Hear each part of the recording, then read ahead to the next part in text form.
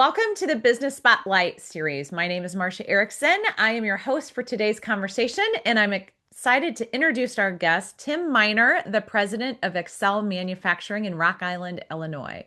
We're going to talk about his business, his journey to business leadership and ownership, his challenges, best practices, and share a peek of what it's really like to operate a business. Welcome to the show, Tim. Thanks for being here Hello. today. Thank you for having me. I would love for you to give us a little bit of background of who you are and who XL Manufacturing is. My name is Tim Miner. I'm 67 years old almost, and started this business about 4 years ago at the request of my son-in-law and his brothers. It wasn't something I inspired to do. I was on my way to retirement, but I accepted the challenge after talking it over with the wife to make sure it was perfectly okay with her. And of course, everybody says I was never going to retire anyway, so that's just something I talk about, nothing I'll ever do. And probably so. I really enjoyed doing what we do here.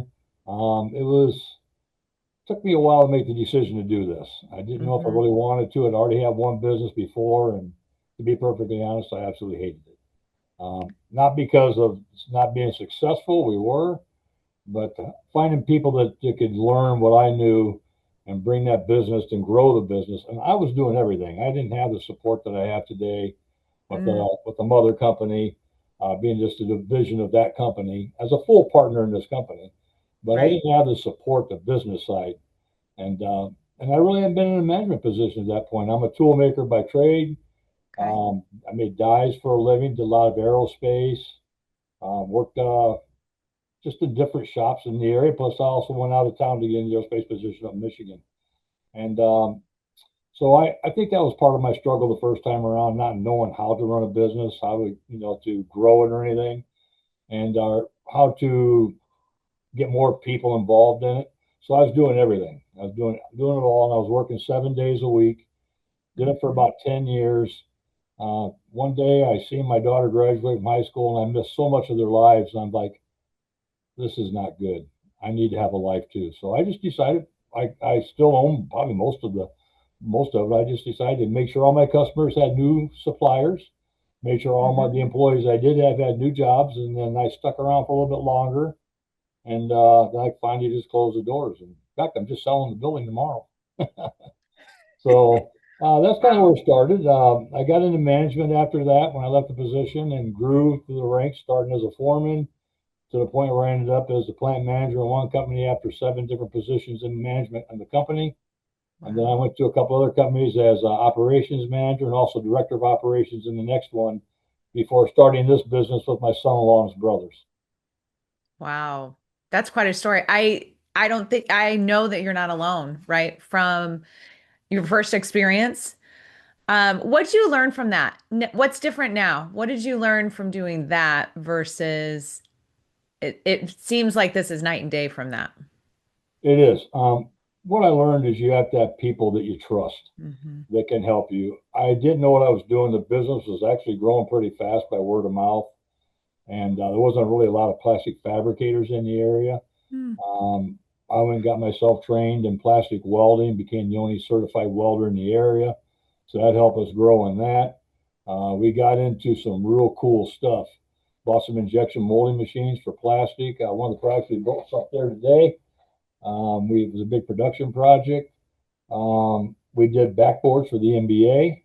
We did them for colleges. Wow. We had a lot of cool contracts back in them days. But there again, it was just not having anybody that knew the business management side of the company.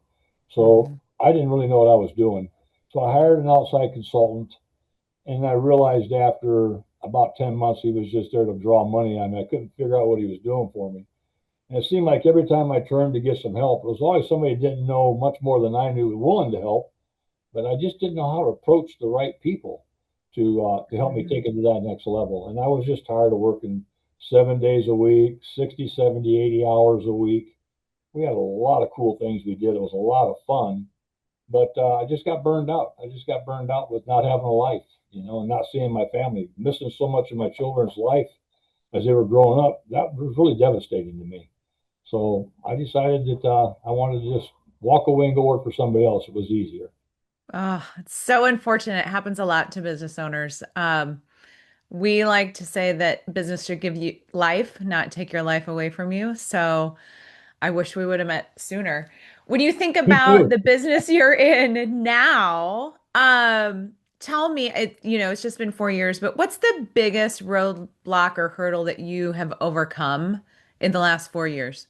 I would say just getting getting the opportunities, growing the company. We had some before I ever started this. I made sure that there was going to be some opportunity. I've been in this business a long time, 46, almost 47 years. I've been doing this, Wow. so I've met a lot of people over the years that I had great relationships with. I called, talked to them, told them what I was potentially thinking of doing, and they said, "Oh, absolutely, absolutely, we'll give you an opportunity." And then a couple of them says, "Hey, if you're doing good after a year, let us know, and we'll maybe probably come on board." Well, since then they've all came on board, and Wow. we're doing business with them. But having the business sense, the background, the people that do the accounting side and all the things, the insurances and all the things that I had to do before, that's the biggest difference. That's what's made the difference. I now get to focus my energy on building the company, talking with the suppliers, working with the customers, hiring the men to come in here, the people to work with us, and building that team. And that's the difference. I'm able to focus on what I know and not what I didn't know. And that's the biggest difference between now and then. I'm learning that side of the business a little bit, maybe not a lot.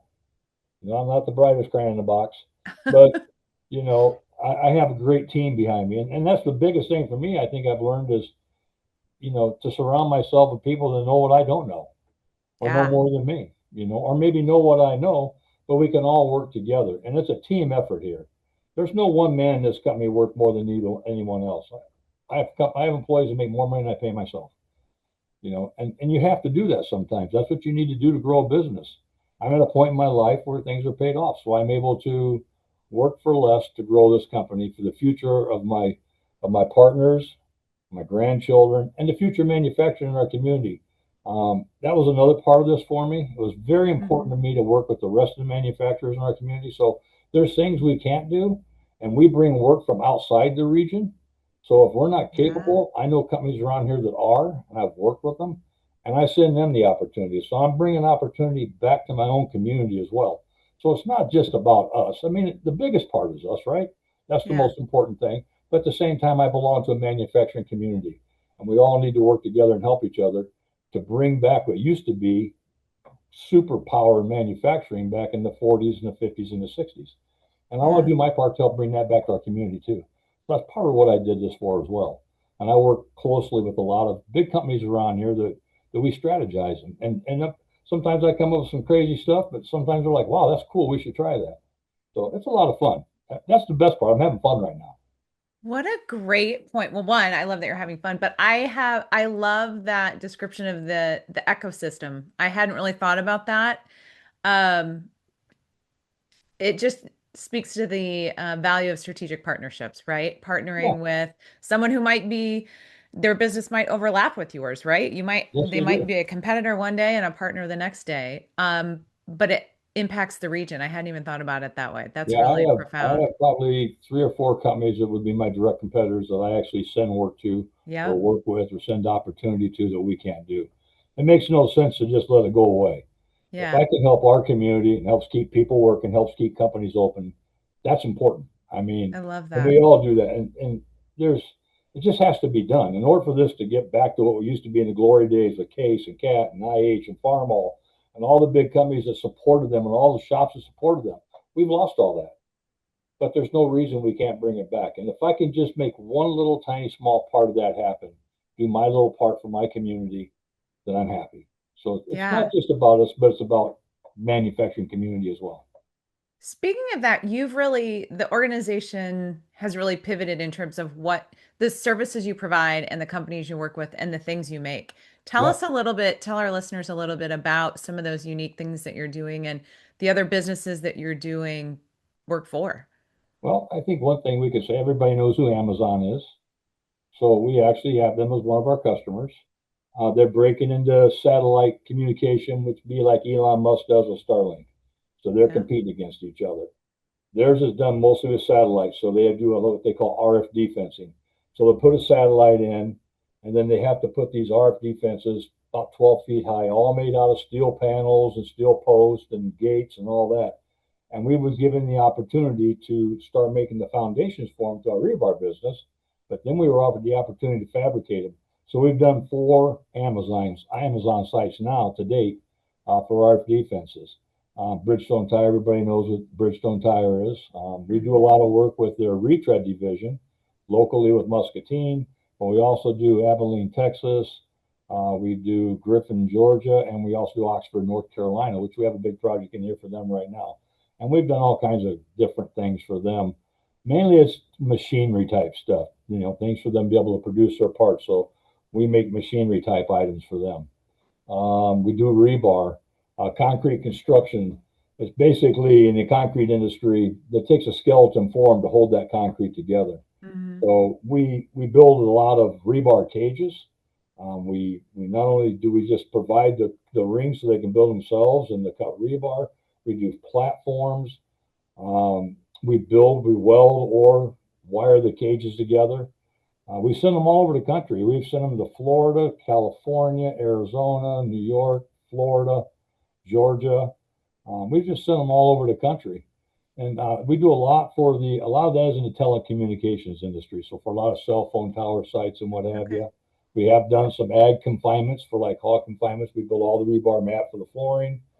We did the FBI building in Aurora. We built one of our fabrication side of the business that's tied to telecommunications. We had an opportunity to build a 220-foot long ice bridge that went from the building to the tower. And the ice bridge's main thing is so when the cable comes down and runs to the building, they have to protect that from the ice that builds up on the tower as it drops so it doesn't shear the coaxial cables. So the bridge was 39 feet in the air and went from the building to the tower in a dog leg shape. And we built the entire thing in this company, and it just, boom, slammed right together in place. Wow. So that's a real cool project. Our latest thing in the rebar manufacturing world is we just got our first water tower. So now we're building foundation for a water tower. We just got that contract yesterday. I just found out about it this morning. Wow. So we were awarded the contract. We do contract machining for some local manufacturers for machinery they may build. We do a little ag, but that isn't really my forte. I mean, we can do it. We do it for other manufacturers. We don't do them directly for John Deere or Case IH or any place like that. I've tried to avoid them, excuse me, not because we don't want to do business with them, but because so many other companies in the area, in the community, are supplying John Deere. So you throw another guy in the mix, it's just more competition. So we've tried to avoid that. We're in different markets, we're hitting different areas, and we're doing a lot of shopping outside the region. We do garbage trucks. So garbage trucks take a lot of abuse. So we've been doing a lot of fabricating parts of machining. We have a big project out here doing now for the arm that carries the garbage can up and dumps it in the back. We're doing 35 of those out there right now. We've done a lot of different parts on garbage trucks. We do reverse engineering. So we do laser scanning, which is another part of our business. We do reverse engineering as well. And we work directly with a large company out of Chicago that builds the special robotics. And so we do work for defense plants. We help them build their product. We do the manufacturing, the machining, and the welding for these robots. And we also do the tooling for them so that they can do whatever they're welding in the shop. One thing I remember was we built something where they're making the actual shells. So we built fixturing that holds the shell in place so they can inspect that with a robotic camera all the way around. We've done them for Stellus, for the auto manufacturer, where they set the engine on a stand and they scope the whole engine out. Wow. So we got some real cool things. We got a lot of cool things in there. You have you're right, really, really unique products and unique industries. So let's talk about marketing a little bit. So a lot of these came from your relationships. Yes. How are these organizations finding you and how are you finding them? How are you making that partnership work? I have relationships with a lot of people, and there's a gentleman locally that I met 25 years ago, and he has a lot of real good contacts. So he's done marketing through himself for us and brings us opportunities, and we pay him as a commission basis, and we give him a very healthy commission for what he does. We have a web page. We have Facebook and all that stuff. We have a very nice website, and it's just, and I try to get out once in a while as well. But when you're doing a lot of your work outside your area, outside your community, Yeah. sometimes it's hard to travel as much. And we're still building this company at the same time. So a lot of us maybe just picking the phone up or seeing something that's going on and trying to be a part of it. But I think the biggest part for us is just communication or just recommendations from other companies that we work with. Hey, Excel's down there. To me, the most important thing for me in this business is to make sure, first and foremost, that we give a very high quality part. Secondly, is on time delivery. And if you have quality and on time delivery, you can go places. You can make things happen. So many Yeah. companies are late on their deliveries. Maybe not right now because manufacturing economy is pretty slow. So I doubt there's a lot of that going on. But when it's booming and storming and things are just going crazy and gangbusters, there's a lot of late delivery. And that's a big concern for your customers. Yeah. So I make sure we don't overburden ourselves. We don't take on too much. I want to make sure that delivery is always on time. We're probably on our delivery, we're probably right about 99.8%. We have Wow. never delivered a job late, any job late to any of our customers. We've had one where we missed a purchase order and didn't realize it was here, and we delivered 3 days after the date, but we jumped on it, we made it happen, and got it in within 3 days of when they said they had sent the purchase order a month prior. Sometimes that stuff Wow. just happens in the email world or just my Yeah. lack of not catching it. I take full Yeah. responsibility for anything that happens. I take responsibility.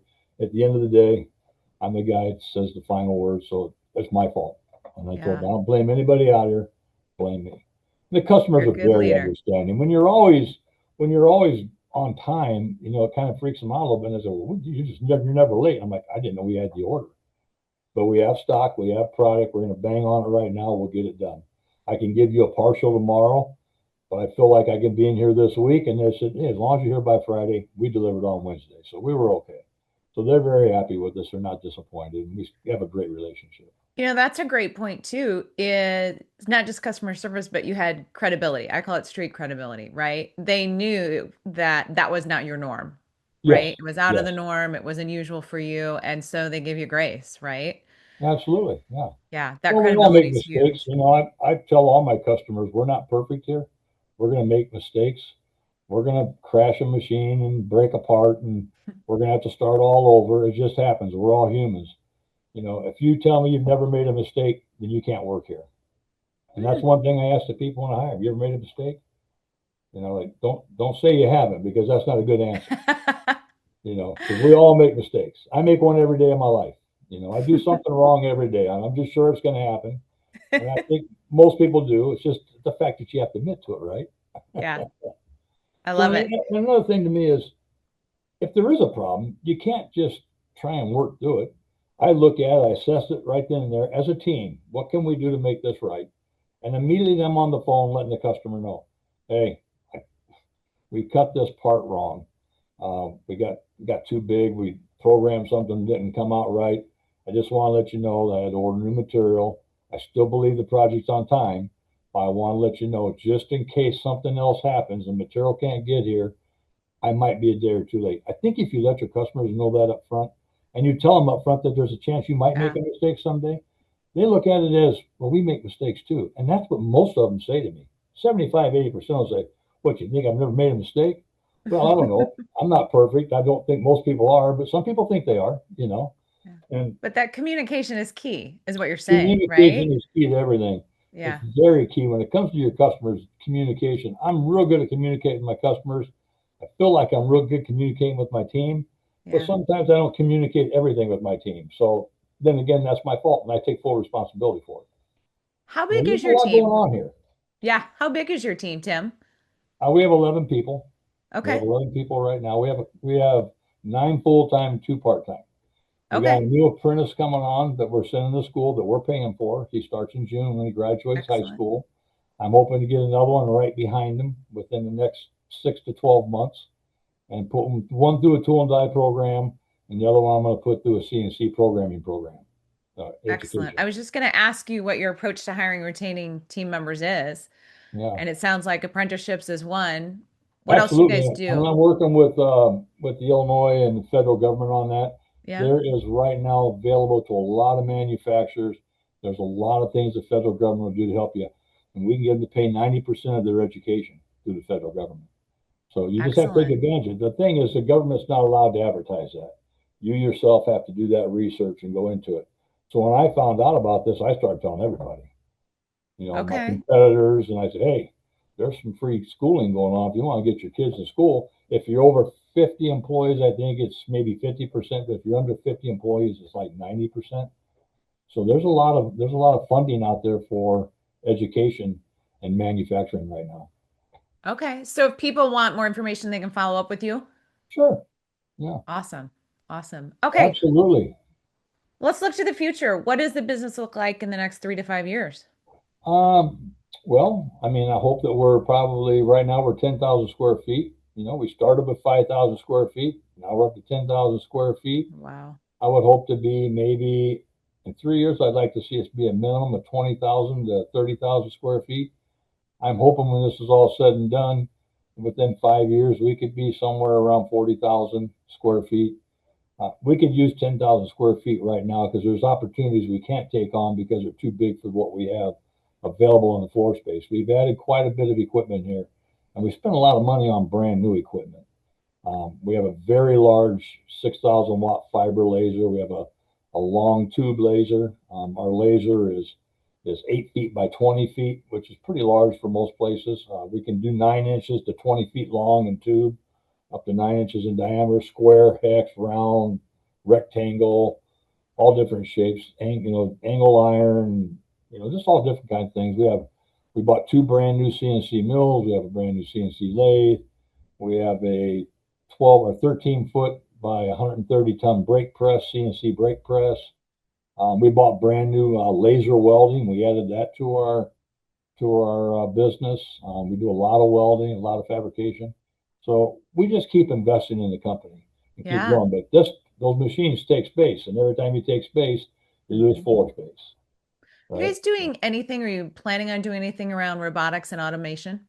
Oh, absolutely. Yeah, Yeah. absolutely. We are working right now with one of our customers that's in I told you, the inspection robotic business, and we're looking to maybe put in a small robotic welding cell. But Nice. I think that that's the wave of the future. Mhm. We're going to have it. We already see in this country that there's going to be a shortage of labor in the workforce. So you're going to have to break into those kinds of areas to be able to get, to grow your company. You have to have that. So Yeah. automation is definitely on the mind for me. But I'm going to leave that to all these smart young guys that work here, and they're going. I'm kind of phasing my responsibilities of the day-to-day business to the young guys. By Yeah. 28, by next year, next December, I'm gonna back off. And starting next summer, I'm gonna turn the reins over to the young guys, and I'm just gonna kind of sit back and watch and observe, and put my 2 cents in and help them, and mainly stay with the customer relation side of it. Getting Okay. me and my wife retired now, so we can travel a little bit. Maybe I can get in some areas and present the company even further outside the area. So that's my plan, is to kind of travel Okay. more and create more opportunities outside the community. But I want to do that for the entire Quad City community. I don't want to do it just for me and just for Excel. I want to do it for all of our people. I really see this big shipbuilding stuff goes on. That's what is in my mind a lot, is Yeah. shipbuilding. We got the Rock Island Arsenal right here. We've got the Mississippi River to truck some of these things down. Hmm. And when you look into shipbuilding, they're actually farming out cabin cells that people fabricate and build, and then they ship them to them, and they install those in the ships. So I would really love the opportunity to get into that. I'm hoping to do that this summer up in Wisconsin, getting them shipyards and see what's available. I don't know how much we can do here, but I Hmm. believe we can support a company like Ortels or Shebler that have the capabilities to do that kind of stuff. And I believe we could be a part of that. Maybe we just laser parts. We might not have the lifting capabilities that they have, Hmm. but if I can bring that opportunity to help those companies and help them grow, wow, that's just great. I love that. And something will happen out of it for us. You got to feel that the Lord is going to bless us and give us opportunity as well. So that's kind Yeah. of where I'm heading. That's kind of where I see everything heading. I love it. That's powerful. That's exciting. Yeah, it is. Okay. Let's shift into some Then I rapid get to fire get my questions. sweetie pie. That's right. You're a lucky man. Let's move into some rapid fire questions. You ready? Okay. All right. Number one, what is the key for your success? Uh, God. Wonderful. It's all in a nutshell. It's all the All Lord. right. The Lord has built this company. I full-heartedly believe it. I believe every man that's walked through the door of this company is here because the Lord placed him here. And the Lord's a big part of my life. I don't beat my guys down with it. They know how I feel. But it's just, I truly believe it. I believe one of the decisions I made when I made this is I prayed on it. Do I need to be doing this? And I just felt like something was telling me I needed to, you know. So the Lord's the Awesome. number one key to this company for Love me. it. For you. Yeah. What's one piece of advice you have for other business owners? Uh, Treat your employees like you would want to treat them like yourself. Mm. Being a guy that's worked in manufacturing, been on the floor, I feel that my team, this company, every person in here is just as important as the customers that we serve. The two most important parts of my business is the employees and the customers. And I love these guys. They work hard. They're like me. They have problems and struggles in their lives too. We work well. I kind of have flex hours here. So Mhm. one guy gets off at noon on Fridays, likes to work a few more hours. I want these guys to enjoy their lives and enjoy their families. We give them vacation time, but they also need extra time away. Well, we can work around the schedule to make that happen. I just want to know. I don't want to Wow. have that call in all the time. But if you let me know, hey, something's coming up. Hey, there's a cool concert I want to go to, and one guy said Kansas or someplace like that. Oh, really? And I get engaged with them. I talk to them. So to me, you have to realize that your employees are just as important as your customers are, and treat them with the same respect. I treat my employees with respect every day. I greet them every day. I say goodbye to them every day. And I walk out in that shop to each one of those guys and tell them, good morning, how's it going? You have a great day. And when I leave at night and I say, thank you, see you tomorrow, or have a nice weekend. You know, Yeah. I mean, these people really work hard. I got a couple of young guys that if these other companies had a way to steal them from me, they would. They are workers. All you hear is young people don't work no more. Well, you need to come to my place. I got guys that walk out of here at night. I'm just like, wow, boy, you got dirty today. Just do my job, boss. And they know that's a big thing. They That's do that awesome. intentionally because I tell them, never call me boss. So that's how they jack with me. They come back and call me boss. I'm like, well, I ain't nobody's boss. Ask my wife. You have I to love call my it. wife if you're looking for the boss. What's a book or podcast you're reading or listening to? The most important book in my life. It's with me every day. All The Word of right. God. If I'm on a podcast, it's probably got something to do with God, you know. Okay. And I do listen to some other people once in a while, but that's not a big thing for me. Yeah. Scripture is a word for me, and I didn't have it in my life for a long time, so I'm Yeah. kind of newer to my faith in the last 10 years. Okay. Um, it's hard for a lot of men to admit this. I wasn't the best there was. I wasn't the best dad because I worked all the time, right, day and night. And as I watched my sons grow up and start families of their own, I sat back one day and looked back and I thought, wow, these guys are something else. Their mothers did a good job with them. And I realized that my sons were what I really should have been or wanted to be. Mhm. So if I could become half the man that my sons have become, then that's great. And I see how spiritually they are involved. They're the ones, one of them, them and some friends that kind of introduced me to Christ and brought me along. But my son's been a big influence on my life. They have showed me what it is to become a man, a father, and a husband. Wow. Well, you must have done something right. Well, I don't know about that. I married the right woman. All right. If you had some magic pixie dust in your bag and you could sprinkle it over one part of the business, what would it be? The building, I would add 20,000 square feet immediately. Okay. That would be the very first thing I would do because I know we could expand into it and do things that we're not being able to do now, or that we have to look, maybe send someplace else. But yeah, adding Yeah. space to the building would be the one thing that would help the most. I would love 20,000 more square feet Okay. immediately. And my partners would give it to me. That's not even an issue. I'm the tight one. I'm like, oh, we got to pull back the reins a little bit. We have no debt. This company's basically paid for. And Oh, wow. we have a small line of credit on our rebar, but I probably got about $750,000 of rebar on the ground out here, just to give you Wow. an idea how much material's here. So yeah, building space would be phenomenal. I would love to also get a rebar forming machine. Be Okay. more automatic. Right now we do it all manual with manual equipment, but these guys bang it out. All right, you ready to grow? Yeah, yeah, we're All ready. right, before our last question, you've given some great advice, and I think you're a great resource for other listeners. So, how can they find you? How can they follow you and learn more? They can call us here at Excel Manufacturing. You have the number there. And reach out to us on our webpage. excelmanufacturinginc.com. And we'll do everything we can to help you. I mean, it's all about Awesome. community, right? So if we can do something to help your business and help your business grow, call us. Be more than happy to talk to you. Awesome. All right, last question of the day. What is most inspiring to you today? Just the opportunity to sit down and talk about this. I never in a million years thought I'd ever do something like this. When I was approached with this, I'm like, oh, I don't know. I don't know how good I could be at this kind of stuff. But getting the opportunity to talk with you and the opportunity that this may help somebody else, another business, if it just helps just one person, that would be awesome. If it helped one company, that would be awesome. So yeah, this is inspiring to me because I just never thought I'd do. Oh, that's amazing. This was a great conversation, Tim. Thank you for your time. I really enjoyed your stories. I can't wait to talk more. Thank you for sharing all of that. For all of you watching, save the show, come back, watch it again.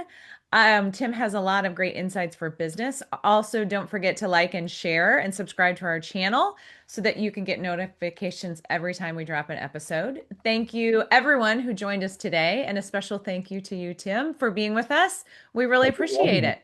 Thank you for having me. You bet.